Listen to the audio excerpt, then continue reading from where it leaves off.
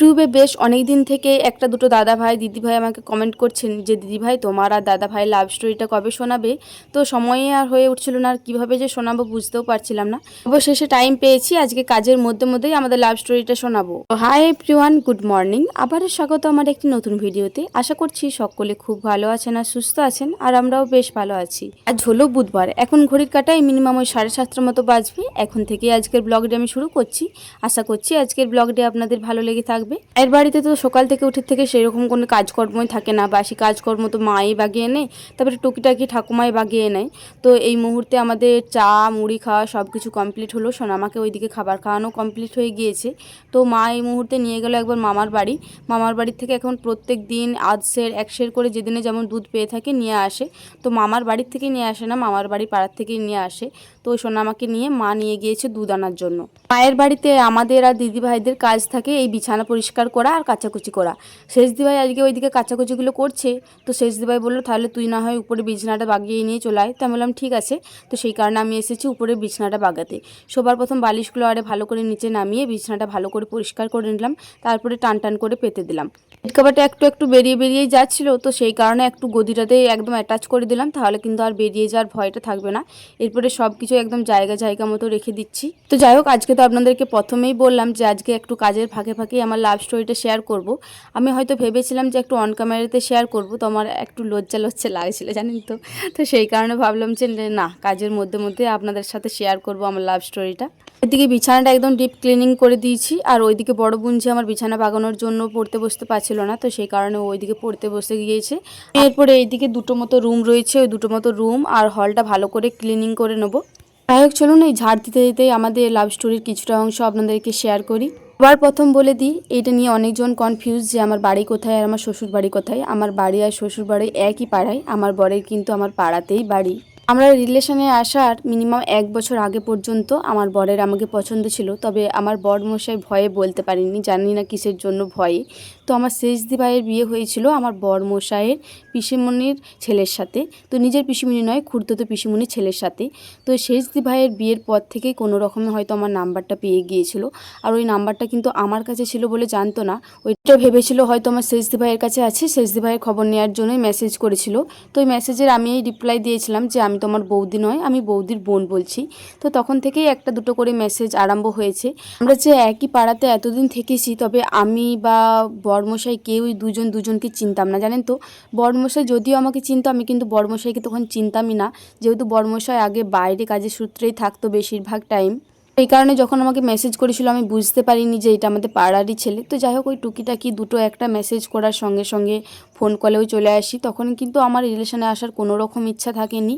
এখন বরমশাইও কিন্তু আমাকে প্রপোজালটা দেয়নি। তো যাই হোক, চলুন এইদিকে আমার ঝাড় দেওয়া হয়ে গিয়েছে, এরপরে এই ধুলোগুলো একটুকু বাইরে ফেলিয়ে দিয়ে আসি। ওইদিকে আমি কোনো কাজ করতে যাব, আমার সঙ্গে সোনামা যাবে না, এটা কখনোই হতে পারে। তো সোনামা উপরকে গিয়েছে, তো ওর দিদি ভাইয়ের কাছে বস করিয়ে দিয়ে এসেছি। আমি আবারও উপরকে যাব একবার মতো, তো সেই কারণে ওকে ওই দিদি ভাইয়ের কাছে বস করিয়ে দিয়ে এসেছি। আমাদের ঘরের সামনে একটা পুকুর রয়েছে, এই পুকুরটা তো পুরো জঞ্জালে ভর্তি হয়ে গিয়েছে। এইটা কোনো খাবার জল বা বাসন মাজা বা কাপড় কাচার জল ইউজ করা হয় না। এদিকে একটা হোমমেড প্যাক বানানো হয়েছে, এটা অলরেডি আপনাদের সাথে শেয়ার করে দিয়েছি কীভাবে বানিয়েছি না বানিয়েছি আর কি উপকারিতা পেয়েছি আমি এটা বানিয়ে। তো যাই হোক, চলুন এই হোমমেড প্যাকটা এরপরে লাগানো যাক। যাই হোক, যেটা বলছিলাম, মিনিমাম 10 থেকে 15 দিন টানা কথাবার্তা বলার পরে আমাকে বরমশাই আমাকে প্রপোজাল দিয়েছিল, তবে আমি কিন্তু তখনও হ্যাঁ বলিনি। মিনিমাম 1 থেকে 1.5 মাস পর আমি বরমশাইকে প্রপোজালটা অ্যাকসেপ্ট করেছিলাম।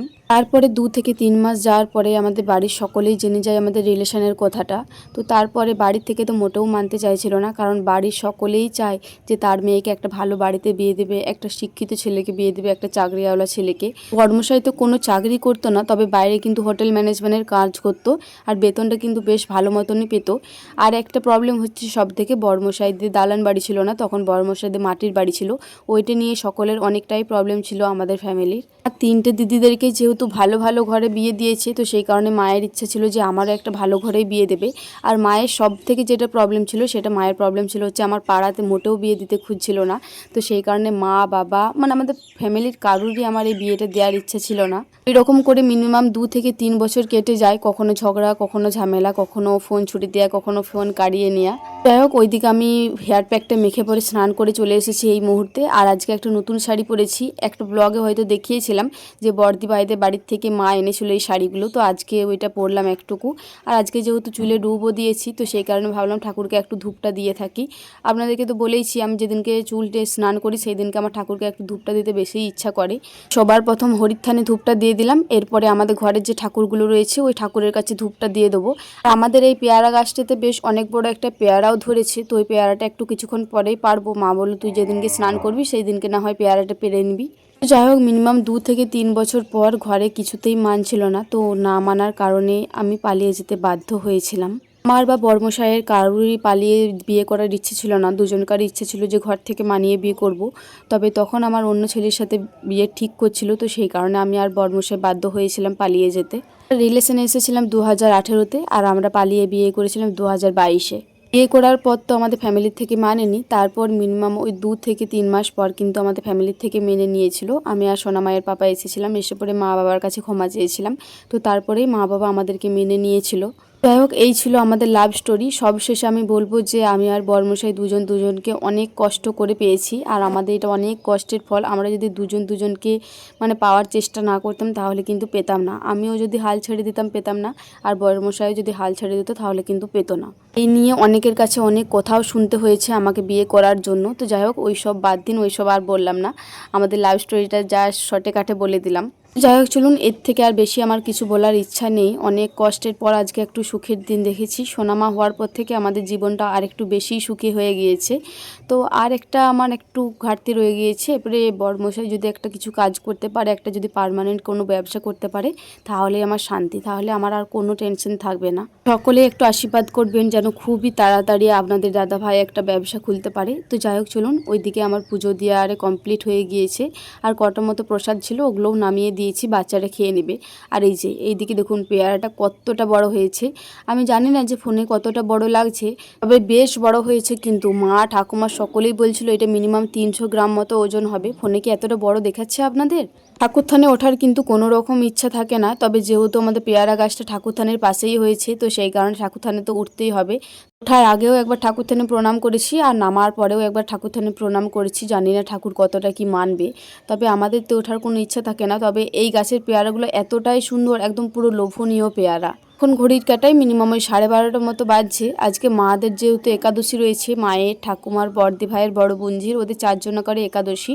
আর আমার, শেষদি ভাইয়ের, আর ওই পুচুর আর সোনামায়ের, এই 4 জনা আমরা ভাত খাবো। তবে পুচু আর সোনামা তো খুব একটা বেশি ভাত খাবে না, ওদের জন্য ওই যে ভেজ ডাল করা হয়েছে। আর আমার আর শেষদি ভাইয়ের জন্য করা হয়েছে গরম গরম জিরে লঙ্কা দিয়ে আলু ভাতে আর পোস্ত বাটি। আহা, কি যে স্বাদ! এই স্বাদের কোনো ভাগ হবে না। আর আমি খেতে বসবো, সোনামা আমাকে জ্বালাতন করতে আসবে না, সেটা কি কখনো হতে পারে? খেতে বসলেই যেখানেই থাকুক না কেন ঠিক চলে আসবে। ও কিন্তু খাবে না, কিন্তু এসে পড়ে ওই যে দুষ্টুমি করবে। তো যাই হোক, চলুন, এরপরে তৃপ্তি সহকারে ভাতটা খাওয়া যাক। আর ওই যে বাটিতে করে ডালটা নিয়েছিলাম, ওইটা কিন্তু আমার জন্যই নিয়েছিলাম। মা ওই ভেজ ডালটা সকলের জন্যই করেছিল, তবে এই যে স্বাদটা যখন পেলাম এই আলু ভাতে আর পোস্ত বাটির, তখন আর ডালটা নেওয়ারই ইচ্ছে করলো না। তবে থাক, শেষকালে আমি ডালটা শুধু মুখে খেয়ে নেবো, ভাতে তবে মাখবো না, কারণ এই স্বাদের কোনো ভাগ হবে না বললামই তো। ওই পোস্ত বাটি আর গরম গরম জিরে লঙ্কা দিয়ে আলু ভাতে। পেয়ারা খাচ্ছ? কম দাও, এতটা খাবো না। বেটু, তুমি পেয়ারা খাচ্ছ? খাচ্ছ মিষ্টি? বেটু মিষ্টি কো দেখি, এদিকে ঘুরো।